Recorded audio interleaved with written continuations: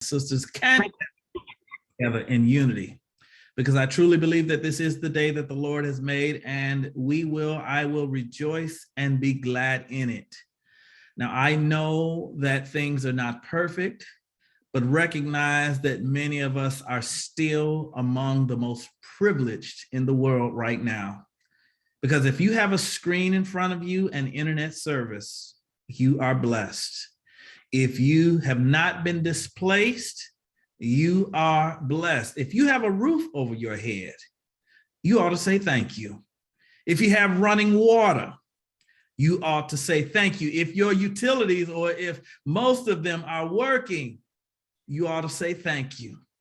Because many people woke up this morning without those privileges. And even in this pandemic season, I can and we can still find many reasons just to say thank you. And this morning or this afternoon, I thank you all for your presence. I thank you for your smiles. I thank you for gathering here with us today as we gather to be inspired and informed by Dr. Rashad.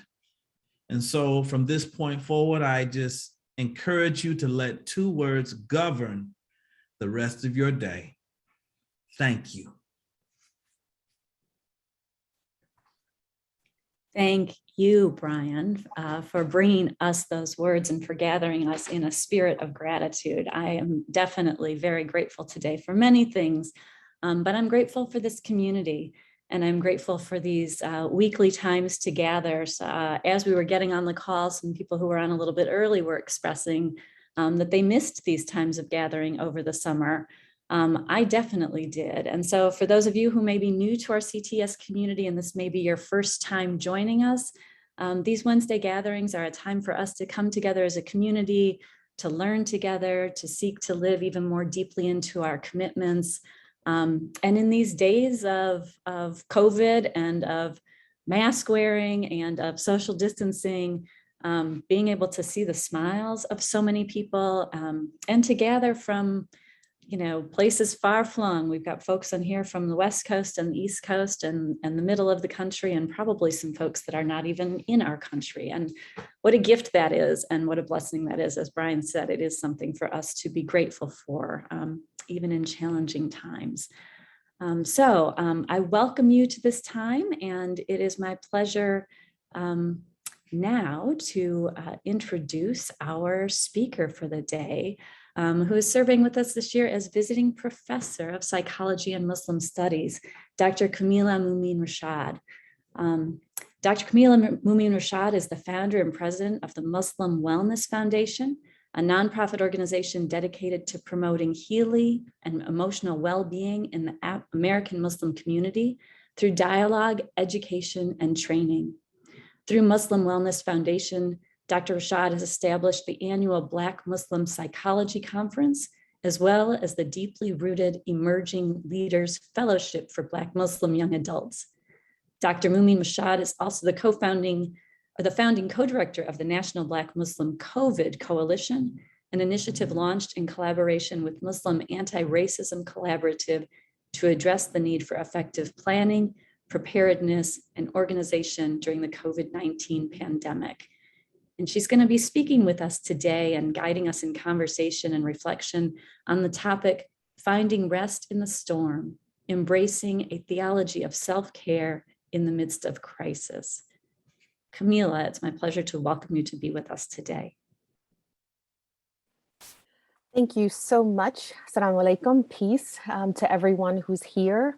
I am actually humbled that I have been so lovingly embraced by the CTS family community, and to be able to open sort of this new season of Wednesday gatherings is something that really is so delightful.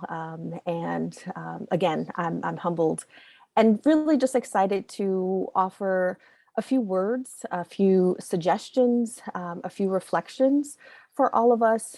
This is an incredibly difficult time. And I think that so often we aren't allowed to sort of name just how impacted we are We're encouraged to kind of push forward and, of course, to show that gratitude. But I think there's something very deeply meaningful about also recognizing and naming all that we experience, right? The entire spectrum of emotion and feeling that comes with really living through an unprecedented time. I imagine that 20 years from now, there will be babies who were born that may ask, like, where were you during the COVID pandemic, right? And if we're blessed to still have, breath in our bodies to answer that question, I imagine it's going to be a difficult one, that we're still thinking about who we are and who we're becoming as a result of the circumstances that we find ourselves in. So these are, again, my reflections, my suggestions. I am one that is very keen to push myself and others to a radical self-reflection, and that improves our service, our ministry, what we notice about ourselves, and how we can become better servants. And so there's difficult questions that we have to ask ourselves first, and then ask of others so that we can push our community forward. So if you'll bear with me, I will share my screen.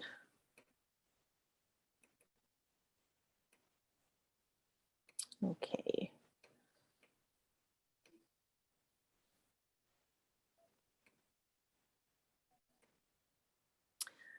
So I wanted to start with this image.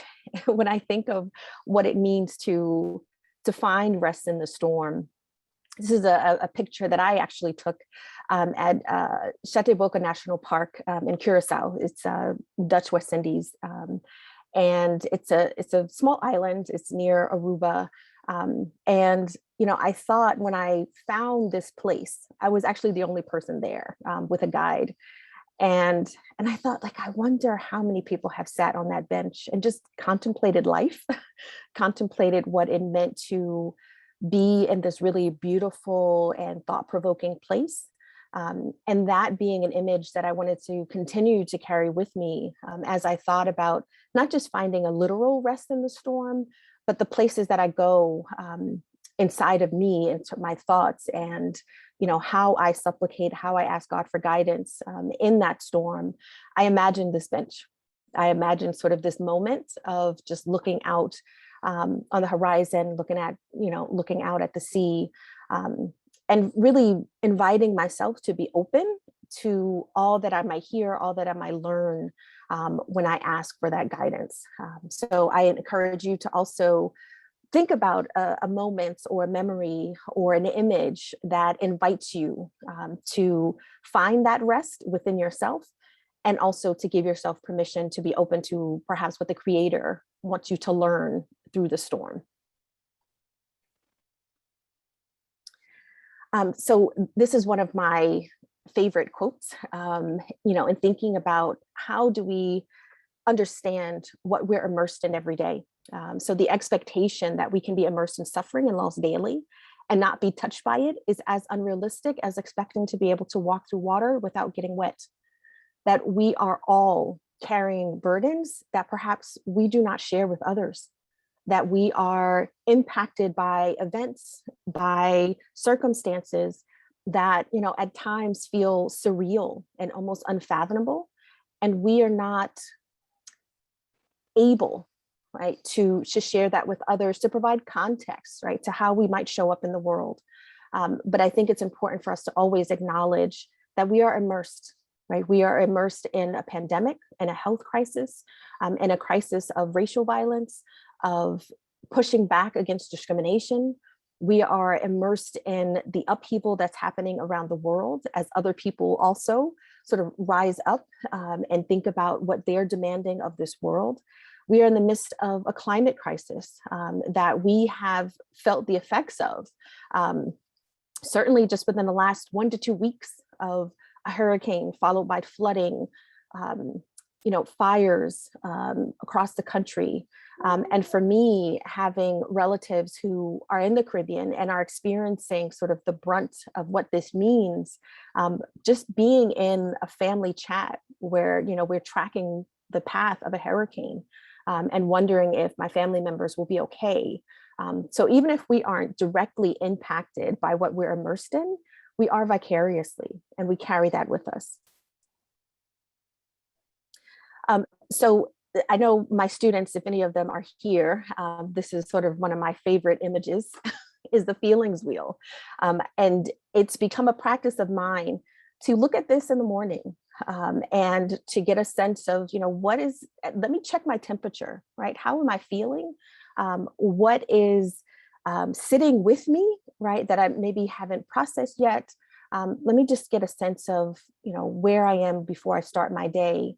And then I return to this just so that I can have a fuller picture of where I am, what I need to name, what I need to recognize, and not necessarily to do something about it, right? But to allow myself the breadth of all of the emotions that I may experience because of the crises that we're immersed in, but also to be able to kind of track how the ebbs and flow of life impact me.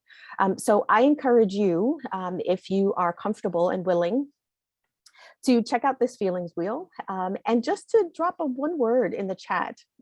Where do you see yourself along this wheel in this moment, or perhaps in the moments kind of preceding you joining this space? So I encourage you to do that, and I'll just wait a few minutes.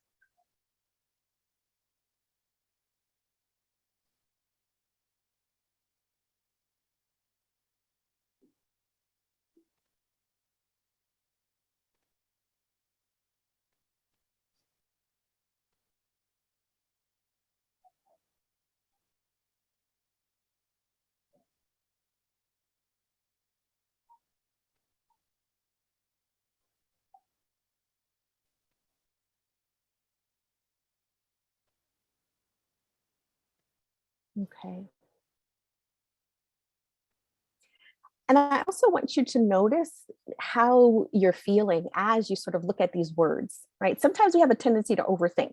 We're like, well, am I really sad, or is it something else? But really starting to trust your own intuition, to trust what your body is experiencing, and to name that, right? I mean, it could be all of the above. It could be, there's one that kind of stands out for me as more prominent than others, but learning to trust where we are and to allow ourselves to be there without judgment, right? Without justification, without feeling like we're failing, right? This is simply where we are right now. And when we can honor the spaces of now, right, it does give us the opportunity to say, well, this may change, right? This isn't permanent. The only guarantee that we know in life, death, of course, but things change, right? That is the one certainty that we have, is that things change. And so when we can recognize the significance of the moment that we're in, then we can invite, right, other moments as they come. So thank you for, dropping your word, but also continue to think about how you recognize, name what you're feeling. So now I invite you to take a deep breath, because we don't do it often enough. So just breathe and take another really deep breath in and exhale. And we do have to be reminded, right? The experiences that we're in, they're sitting heavy with us, and we don't often respond to the needs of our bodies because we're thinking and we want to do, and we're, eager to move forward, or we have no motivation to do anything at all, but we have to breathe. So I invite you again to continue to think about how you allow that breath in your body. So I don't know about you, but this might be one of the most dreaded questions that someone can actually pose, right? Because you're like, how much? Is that too much? Right? Should I just go with the, I'm doing okay, right? Or I'm doing well, can complain. But this is a complicated question, right? And depending on who's asking is the limit to what we are perhaps willing to divulge, or the limit of what we are able to recognize within ourselves. There's so much, and I really can't overstate that. We're beginning, right, a new season, a new academic season, and we want to be prepared, right, as students, as faculty, as community members. And we also need to breathe because there's so much happening in the world. So when someone asks you this question, I want you to think about how you typically answer it, right? Is you exchange pleasantries. But many of us, we want to put on a good face, right? And we say, oh, yeah, things are great. I'm looking forward to the week, right? And this may be actually what we're feeling, right? So just by a show of hands, am I the only one, right? Am I asking this question and nobody else can relate, right? But you try to show this face, but this is what you're actually feeling, right? So if you're feeling me on that, please, I love call and response, drop it in the chat, thumbs up, thumbs down. But this is often where we're pulled, right? To put on a mask, to put on a facade, to say everything's okay, right? And some of that, and I'll talk about it a bit later, is we don't want to appear ungrateful, right? For the blessings that we do have. But often the core belief about what those blessings mean asks us to deny, right, the full spectrum of what we're feeling. So we pretend, right? We deny, we withhold, and we don't ask for the support that we need and deserve in these moments in particular. So I want to just mention really briefly, again, in sort of naming the context that we're in, the trauma exposure response is sort of a concept that looks at the transformation that takes place within us because of the exposure of suffering, right? To other human beings, to the planet, right? What's happening with the climate crisis.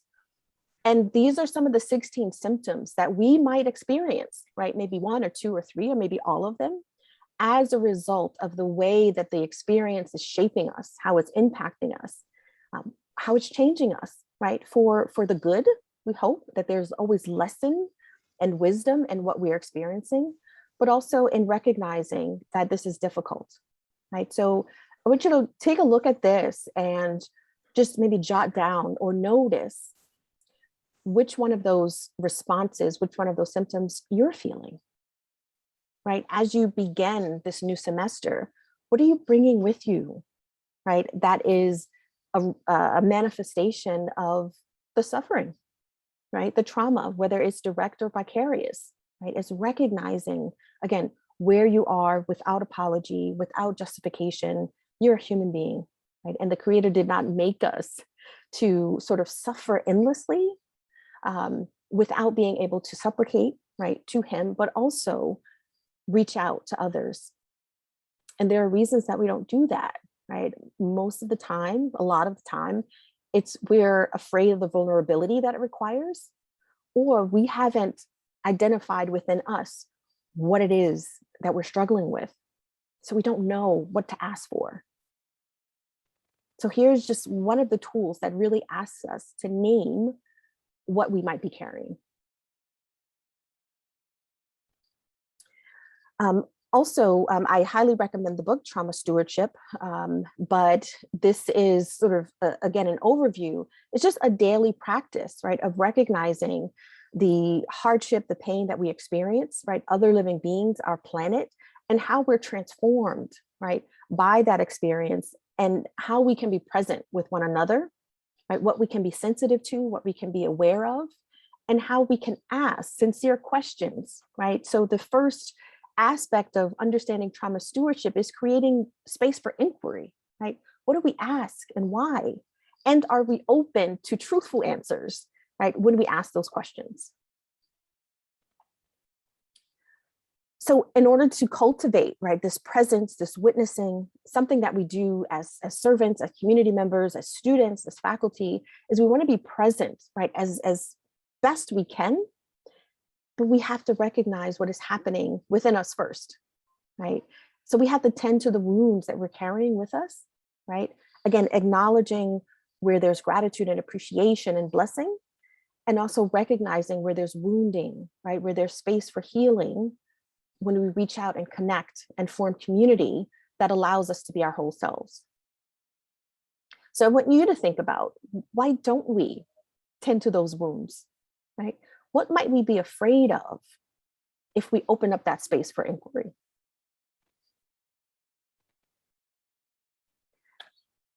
So again, I'm inviting you to breathe, right? This is where we are. This is what is difficult, but we are in this space together and we can breathe, right? As long as we can do that and we can do it intentionally, again, we create space for inquiry and opportunity to understand ourselves a bit more.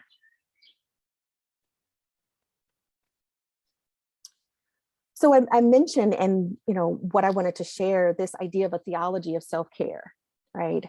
And it's not something that we sort of, come up with a very succinct, sort of concise answer. It's kind of an evolving theology, but how we think about self-care and not just in the activities that we engage in, right? But how we conceptualize, how we imagine also what the Creator wants for us as human beings, right?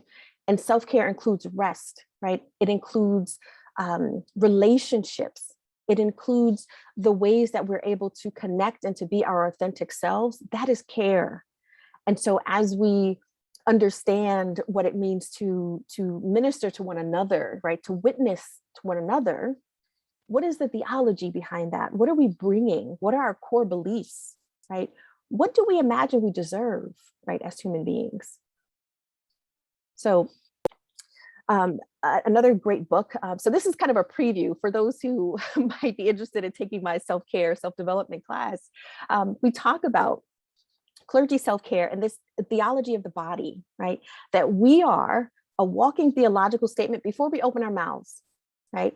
And so what I want to be cognizant of is before I express or articulate my belief, right, in God Almighty, before I express to others what I believe, what do they observe of me? How might I embody my principles? And how is that reflected in how I treat myself, right? So if I have precluded myself from the being worthy of care, being worthy of spaces of vulnerability, how is that intertwined with my theology, right? What statement am I making by how others observe how I treat myself, right? And how does that also demonstrate or perhaps clue in others to how I might treat them, right? And so we want to think about, right, as we think about a theology of self-care, what statement are we making to others before we open our mouths?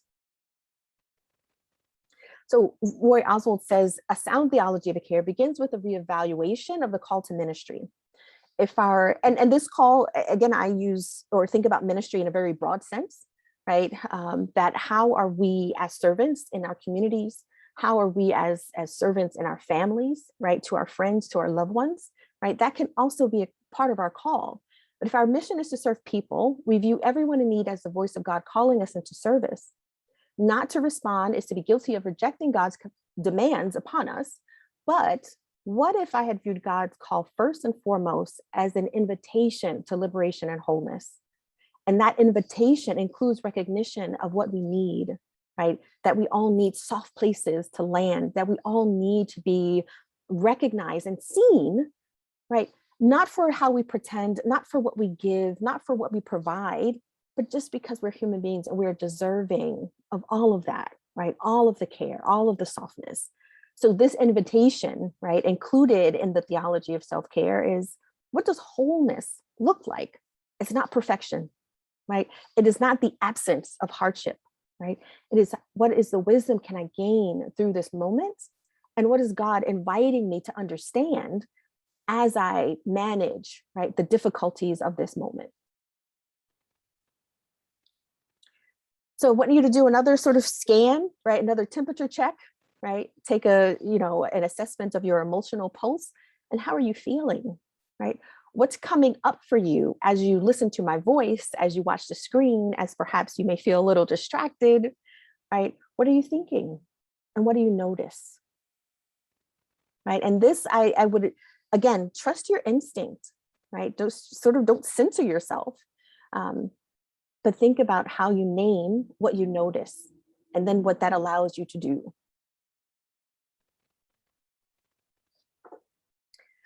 Another deep breath. This is something that I really enjoy doing with others, right? This intentional breathing, because it's also an acknowledgement of the gift of life, right? That we do have this moment together and we are not guaranteed anyone the next, but we can breathe through this one. So finding this rest in the storm, these are three, again, three of my reflections, three of my suggestions, three of my offerings to you. And finding that rest is to challenge the core beliefs that you have about rest and the need to be vulnerable, right? Who do you ask for help, right?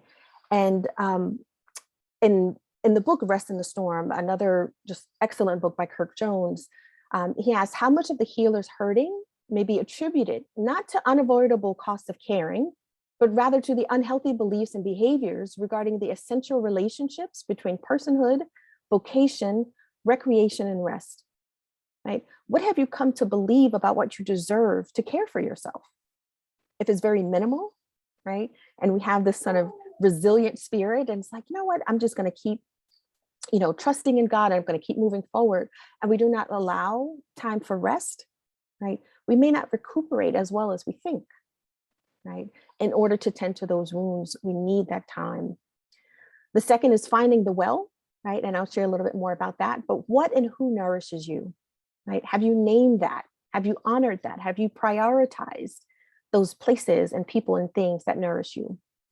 Who offers you a soft place to rest, right? And I encourage you, as I share sort of this little anecdote, think about a person that when you see them, when you're in their company, when they're with you, right? Whether it's virtual or in person, your body just feels so relaxed, right? You notice that you smile more, you sort of like sink in and you can enjoy those moments.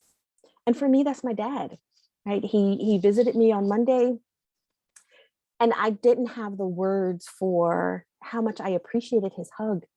I think I hugged him for like 3 minutes, 5 minutes, right? Because I didn't have the words in the moment to express to him how much I appreciated his presence. He is my soft place to rest. And so we need to recognize those moments again that allows us to kind of sit back and to breathe deeply and to be ourselves. So who do you ask for help and how do you do that? And then finally, what are our rituals of joy and laughter? So again, what is the nourishing place, right? And the place that you go that sort of brings a smile to your face when you recall, right? It could be someone that, is sort of inappropriately sarcastic, right? You're like, you know what, I shouldn't be laughing about this, but this is really funny in a dark way, right? We all have those friends who, even in those really difficult moments, can bring a smile to our faces, right? And this is not in, oh, you'll be fine, everything will be okay, but in a way that, again, acknowledges the heaviness, but also that there's always sunshine somewhere, right? We just haven't seen it yet, but it's there. So what is the ritual of joy and laughter that you can engage in and incorporate into your daily practice? So the questions around challenging the core beliefs, right? If you can, or you would like to kind of take a screenshot of these questions. Again, these are offerings where we don't have enough time to sort of unpack this now, but how do you hold space for your own feelings, right? Your own experiences without diminishing, without justifying, without saying, you know what, I shouldn't go there, right? I should sort of think more positively. Again, when we observe what we're feeling, it gives us information, right? So who are you able to be most vulnerable around? And how do you know? How do you know that within your body, how you're feeling, right? That is a place where you are safe to explore that vulnerability and that experience that you might have that may be difficult to share. And again, take a screenshot of these questions because these are sort of reflection points, right?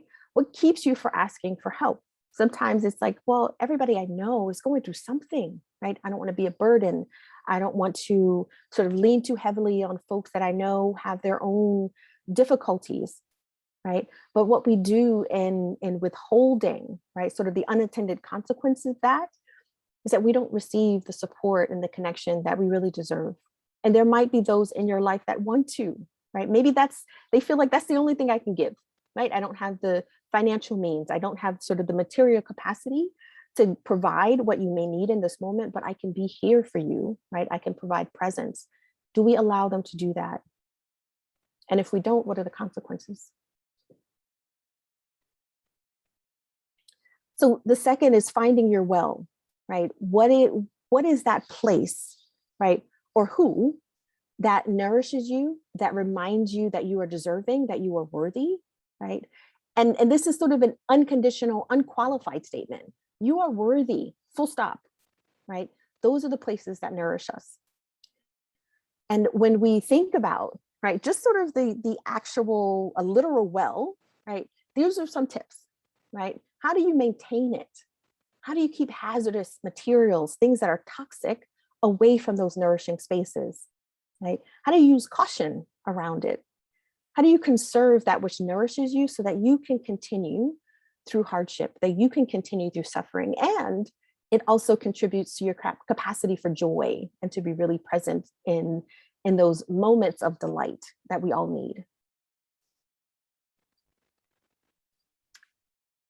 So I wanted to share with you what some of my rituals or images of joy and laughter kind of look like for me. And I invite you to also, again, absolutely pinpoint, right, clearly in your mind where the well is, because that also includes joy. That well also includes places and statements and people that challenge those core beliefs that might lead you to believe that you're not worthy. So this is what joy looks like for me, right? These are my children. They're 18, 16, and 5. And again, when we talk about joy, it is not uncomplicated, right? That there are moments of appreciation, there are moments of difficulty, but when we're reminded or have to recall, right, what is the why, right? What is the reason? What brings a smile, right? For me, these 3 human beings, it's my son who's now 6 foot and a half inch. And he reminds me every day that I have to give him that half inch.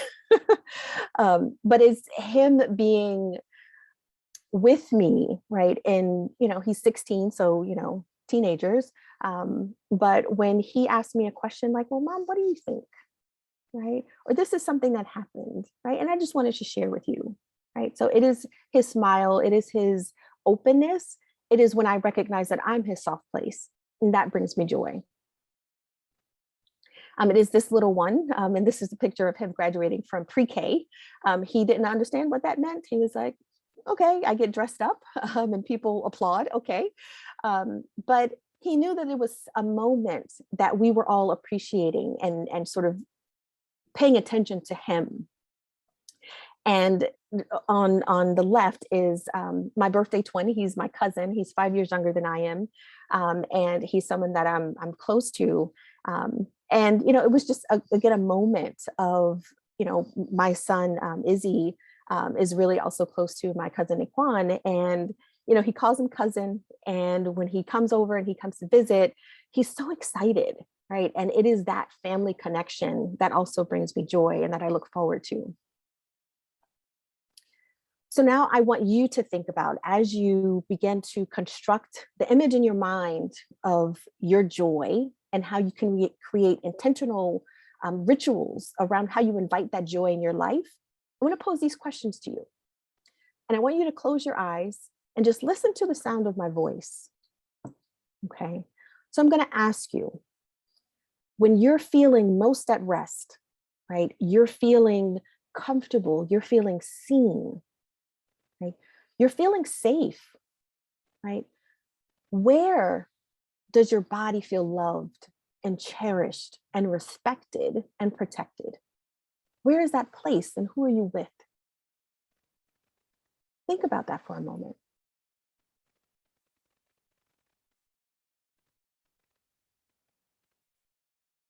Ooh, looks like I lost my screen.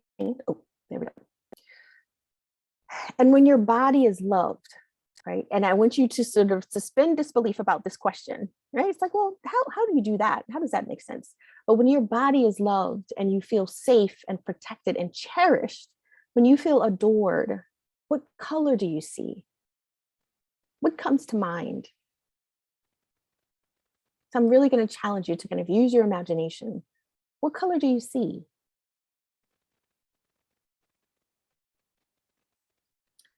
And when your body is loved in that space and with those folks, what is the texture of that love? What does it feel like?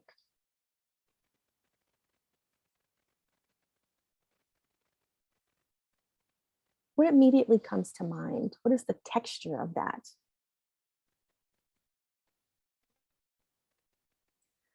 And finally, when your body is loved and cherished and adored, what is the sound of that love?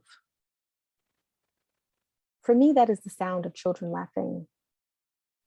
Right? Just something just so magical about a playground. The first time I took my son, Izzy, who's 5, to a playground when there was still lockdown, there weren't a lot of people outside. It was the most surreal experience, right? For him and I to be alone in the park and there was no sound, right? It was just the sound of him on the slide, him asking questions. And I noticed I missed the sound of children laughing, right? Because that's what I imagine love and innocence and joy sound like.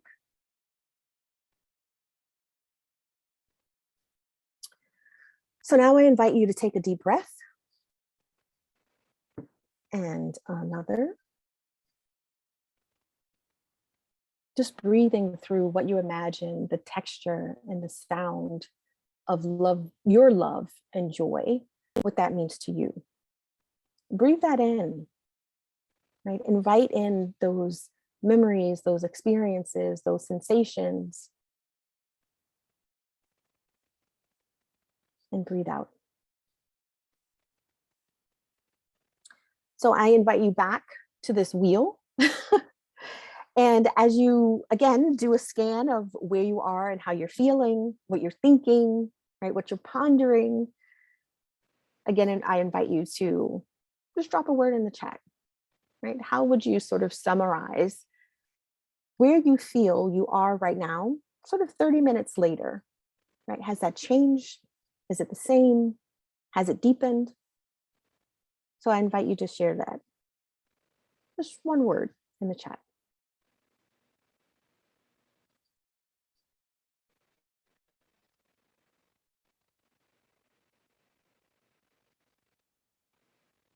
Okay. And lastly, I want to leave you with this. Every soul is to be cherished. Every flower is to bloom. As long as the earth can make a spring every year, I can. This is by Alice Walker. So think about your spring. Think about what you cherish within yourself and with others.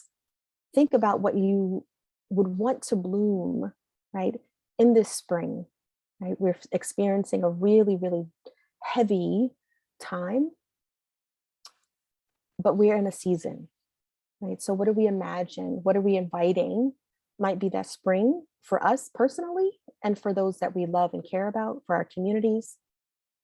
And what do we want to cherish along the way, right? What do we want to remind ourselves of and appreciate the wells of nourishment, those that invite us to be our whole selves, and those that bring us joy just by their very presence and allows us to rest, right? Their presence just says, you know, just be still, be at ease, right? You're safe here, right? Invite all of that with you today and in, you know, the days and the weeks and the months to come. Revise that list, right, of places and people and of things that you think or imagine as places of rest and tenderness, those that adore you, those that love you. Again, no condition, right? Just because you're a human being and you're deserving of it. Revise that list, revisit it, right? And ask others about what brings them joy. Compare notes, right? And as you ask that question, how are you, right? I would recommend that maybe we modify that a little bit and just ask, how's your heart, right? What brings you joy today? And being mindful that everyone is carrying a burden that they might not be able to share because they don't have the words, or because perhaps that invitation is something that they don't feel safe enough, right, to accept, but we still want to offer it. right? We want to build that safety and that trust in those relationships that will continue to nourish us along the way. So thank you for allowing me to offer these reflections and inviting you to also think about what you're cherishing, right? What you're holding with you in this moment and what you would like to bring forward. Assalamu alaikum.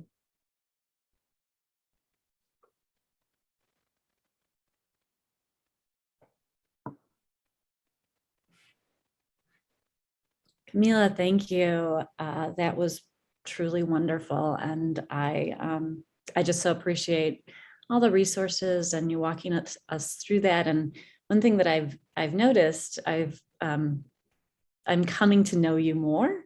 And we've met several times. And one of the things I really appreciate about you is that you always bring some of your authentic self to every meeting that I've been in with you, whether it's something about your family or something about just your personality, where you came from, collection of pictures that represent that. And I, for one, really appreciate that. I don't think that's common in our world.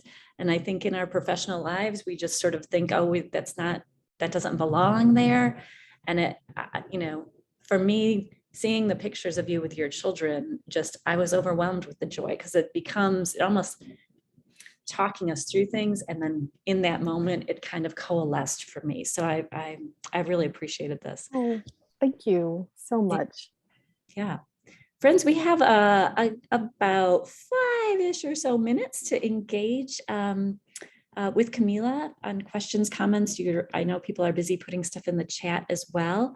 Our last 10 minutes or so, we're going to turn to some community announcements, but I invite you to turn on or take yourself off mute and make a comment or ask a question.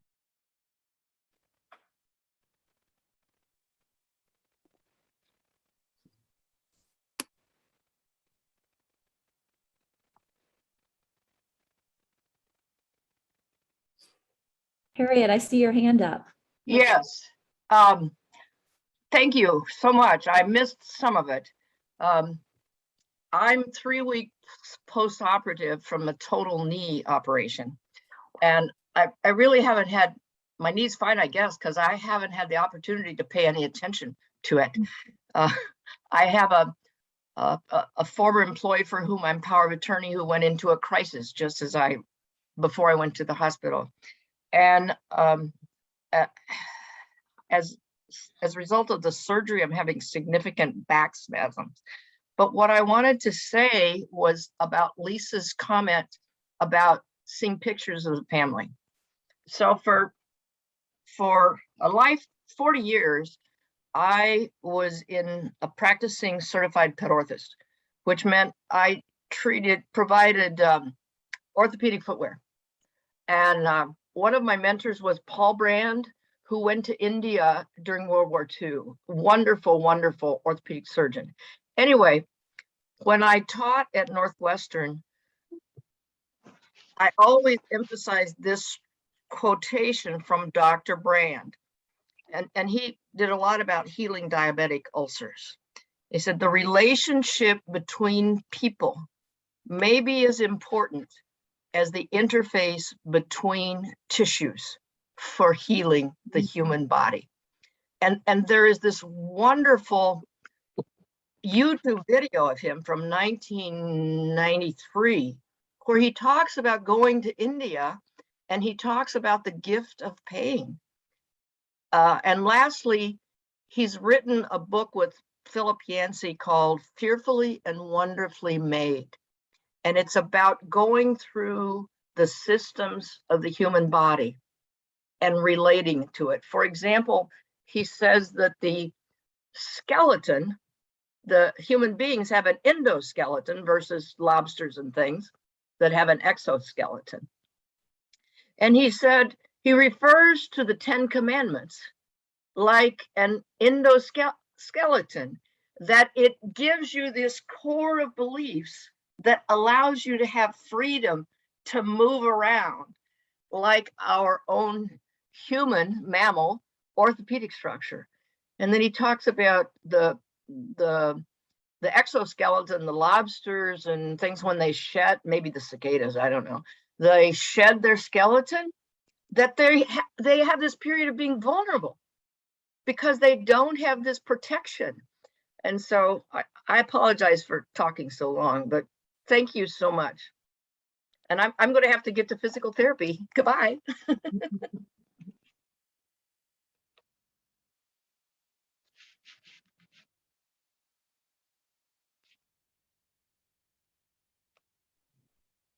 Thanks, Harriet. I do see a comment from Kimberly in the chat. It says, it makes me somewhat nervous to be more conscious that I convey a theology of body before I say a word. I think that's probably true, but it feels like almost giving power to others' judgments about my physical body and presence. And I just wanted to respond to that because the way that I interpret that statement from Roy Oswald is, how are we embodying our principles, and how do we share that, right, without words, right, with others? And so it is more about the presence, right? How do I want people to leave my company? Are they feeling better? Are they feeling rested? Are they feeling conflicted or confused? Now, I can own my contribution to that interaction, right? I'm not responsible, right, for kind of what they ultimately take away from that, but what is my intention? And so as Muslims, we do believe that so much of how we're judged by God is through our intention. And so is it my intention to be purposeful in my interactions with others so that when they do walk away from that brief sort of experience with me, something about that allows them to smile, something about that interaction says, that was pleasant, right? And it was true and it was authentic. It could be just a word, or again, someone asking like, how's your heart today? And really wanting to know the answer to that. So the sort of theology of the body is not just your physical body, but it's your emotional, your spiritual, your sort of holistic presence and the intention in which you invite others to be with you.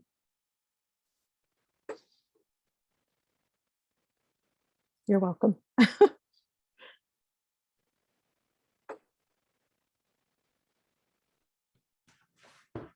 Friends, I'm guessing that we could sit here and chat with Kameelah for another hour, connecting with her. There's been so much that's been said. And Kameelah, just truly thank you for being with us. And what a beautiful start to our semester, and a time when all of our lives are getting more hectic and pressures are piling on in the midst of the world that we're living in. And just these so helpful reminders of caring for ourselves. And so may we all take away from that. Lots of people are asking in private messages and on the chat, when will this be available? So this is being recorded and it will be up on our website, on the main page of the CTS website.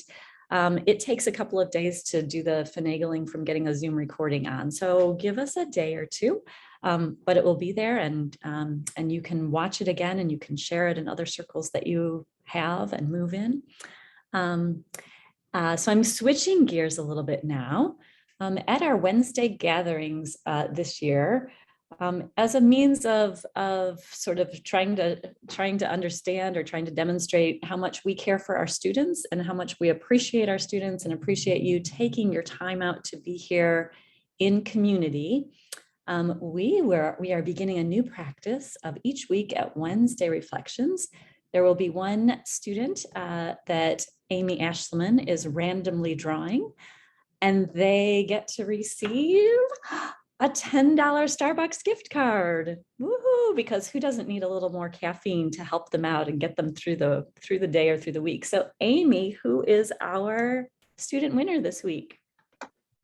Hi, Lisa. Thank you so much, Dr. Kameelah, for this sharing today. I randomly selected Suzanne Kleck to receive the Starbucks gift card. So congratulations, Suzanne. Good to see you. It's been a while. So thanks for being here today.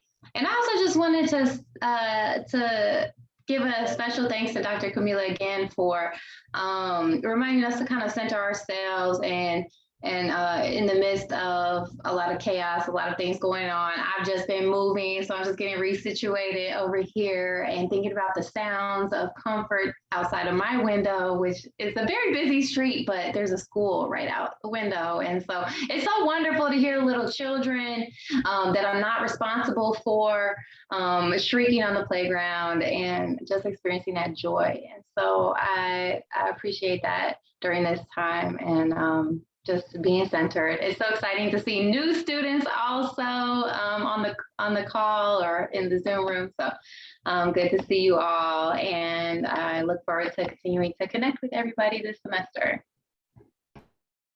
Awesome. Thank you, Amy, and congratulations, Suzanne. You can expect to receive that in the mail, so watch your mailbox.